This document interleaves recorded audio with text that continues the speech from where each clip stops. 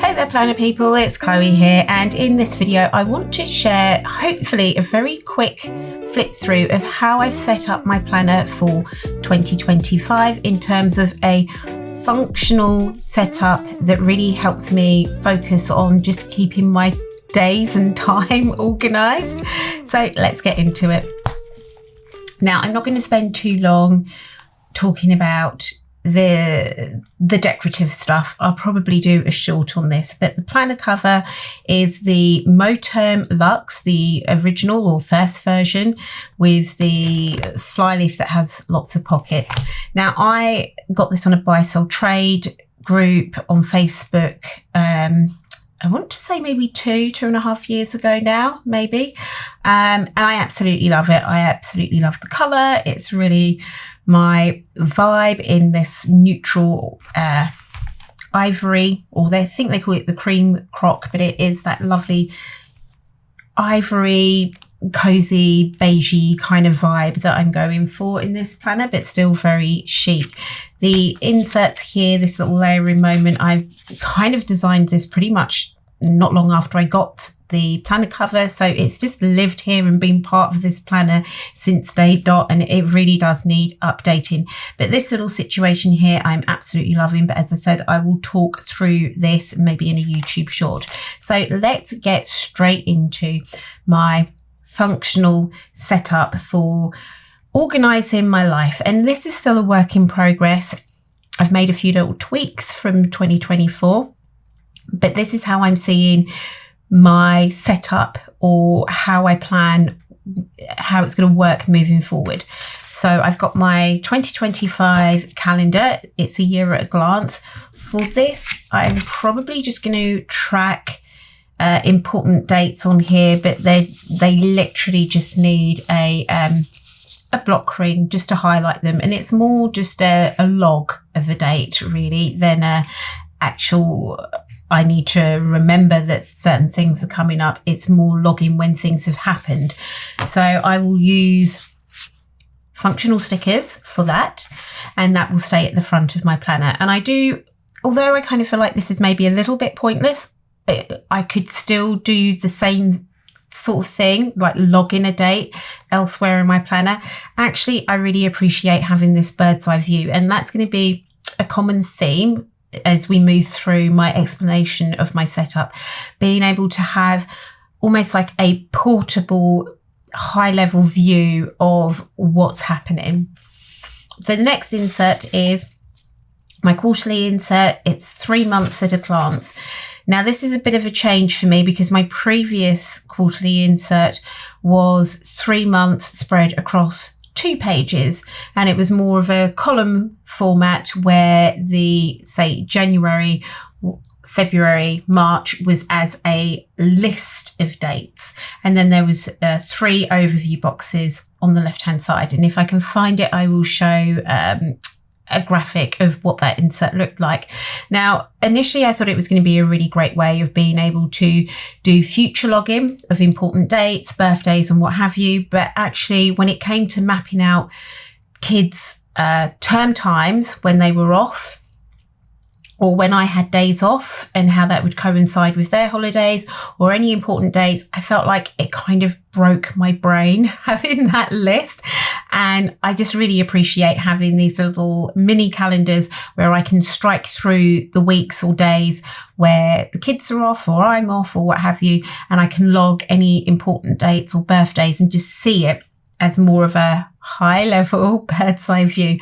I also, with this insert, wanted something where it would be a little bit more portable. Again, another key theme, so that when I'm planning, say, in a week insert, I can take this quarterly with me and sort of start planning out my month or my week or what have you, and still have that high level view of what's going on.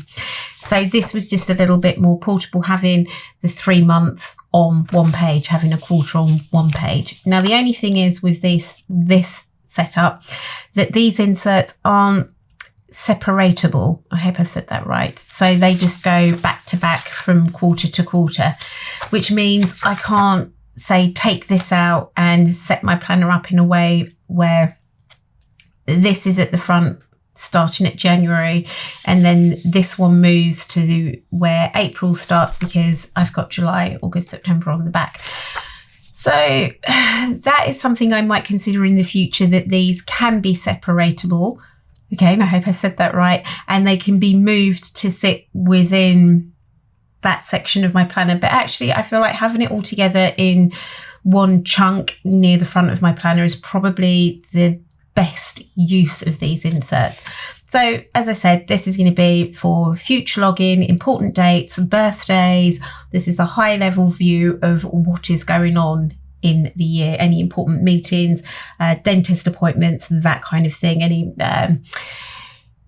home insurance when that's due, car insurance when I need to get it MOT'd. All of that can kind of be here as that high level view of my quarter, yes, but year overall. The next section in my planner is just a pouch where I keep my functional planner stickers. Then I've got the fly leaf, and I'm really just using this to separate from that high level view of the year and the quarter, getting down into the nitty gritty of the months and the weeks. So the next insert, this I probably need to change. It's been in there since last year, but it can just stay there for now. I'm not ready to lose it. So the next part of my planner setup is getting into the months and the weeks, as I said. And how I was using it towards the end of last year was I had the inbox at the start of the month where I would literally just write down all of the errands, the tasks, the to-dos, the waiting fors, the people I needed to follow up. All of that would just get logged into here. I'd start a fresh one for every month, and at the end of the month I would just go through the list, see what hasn't been completed that is still relevant, or I am still waiting for, say, a response from someone via email, what have you. That would just get transferred to a fresh inbox for the month ahead. So I really appreciate having this in terms of just seeing all of the nitty gritty little things that actually I can't necessarily assign it to a day per se. Like if I'm waiting for someone to respond, I can't assign that they will respond to me on a set day. All I can do is keep it logged in here and check it, and maybe set reminders for myself to follow up if I haven't heard. But having it here just gives me that high level view of all of the little moving parts of errands and tasks and whatnot.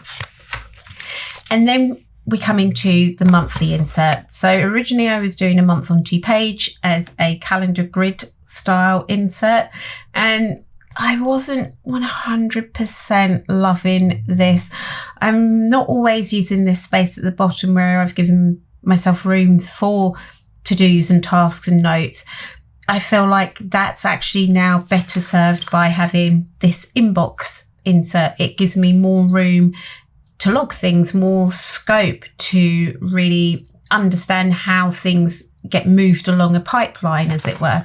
Whereas this, I feel like, is a bit too basic and maybe not even enough, even though I'm not actually using it because I'm doing it elsewhere. But anyway, I've never really loved the calendar grid. I thought by adding the dotted lines so that I would have neat little rows to write on would help, but no, I still just don't appreciate how this looks. So I've decided to, although I did quite like having the review on the back page, but I wasn't always doing the review, but I definitely need to work this into my monthly planning routine, like end of month reset, as it were, because actually having that time to reflect on how my month has gone really serves me moving forward for the month ahead, and really refocusing me on the things that I want to do more of or achieve, and the things that actually I need to do less of because they're not serving me. But anyway, this might be better served in a different way, we'll see.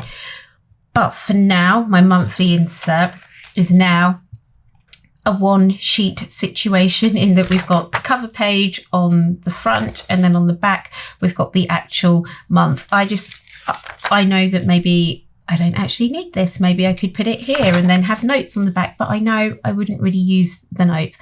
Maybe I could have my inbox on the back. But again, I really appreciate being able to see this bird's eye view of what's going on in my month. So condensing that calendar grid down to fit on one page and it only taking half a page, and then having the bottom half of the page where I do still have that running list of the month where I can actually note down some very brief notes about, okay, what's actually happening on these days.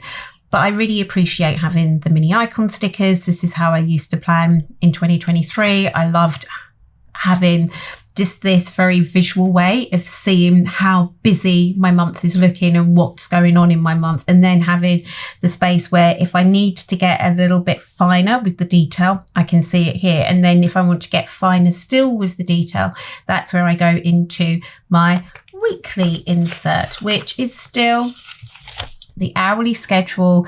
It's a week on 2 pages, a vertical week on 2 pages. I'm still going with the Saturday and Sunday stacked, even though I work on a Saturday.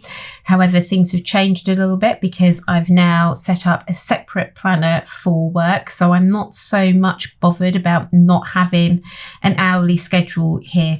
How I'm actually using my Saturday and Sunday column is I will just list out the things that I need to do on those days. They're not necessarily assigned to a time slot, but I can always write down that something is happening at a set time.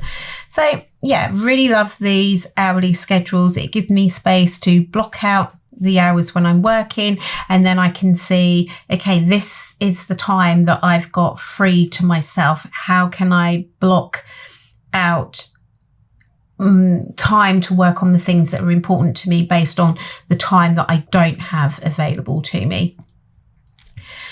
So yeah, that is it at the moment. There's probably still more that I can do, and I definitely will do more. But for now, in terms of still having the ability to zoom in and then zoom out is just such a bonus. The fact that I can take this sheet out and bring it with me, as it were, when I'm working on planning my week, I can see high level what's going on for that week and the week ahead. How can I structure my time to make the most of it? What do I absolutely need to get done this week versus, okay, the following week might be quieter and I might have more room to breathe and plan things or get things done.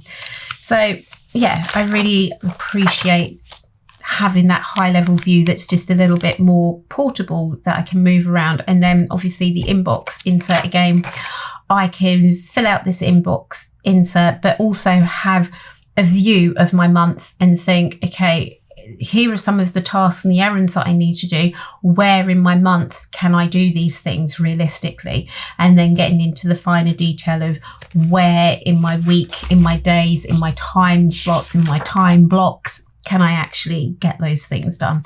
So yeah, it's a lot of being able to zoom out, zoom in, as I said, and see things at a high level and not have space wasted on things that, yeah, having a little box at the bottom with check circles seems really handy, but actually how functional is it? Is this is meant to be a functional planner setup after all, and does this space here best serve me? Well, actually for me, no, it didn't. The inbox, separate inbox, way better solution.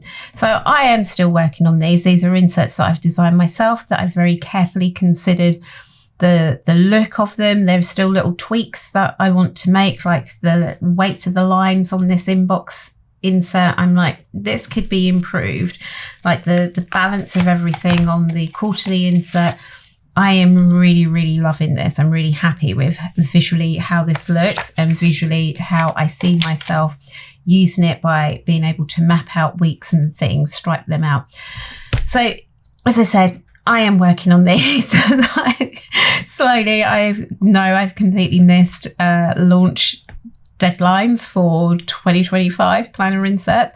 But if you are interested in these inserts, then I will leave a link to be able to join a wait list, to be notified when these actually are available for purchase. It won't be too long.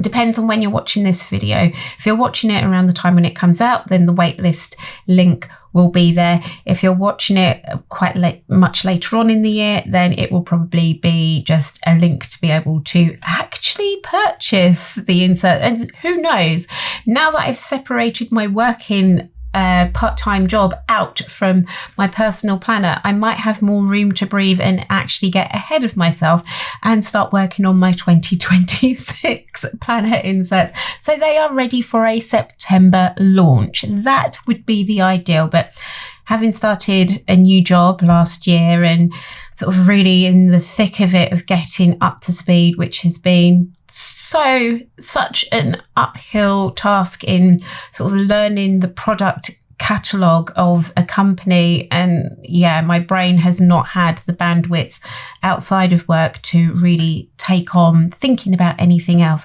But now I feel like I'm at a place where I know what kind of furniture and accessories and whatnot the company produces, and I have a pretty good gauge on that stuff. I feel like, yeah, I've got room to breathe into giving life to my life.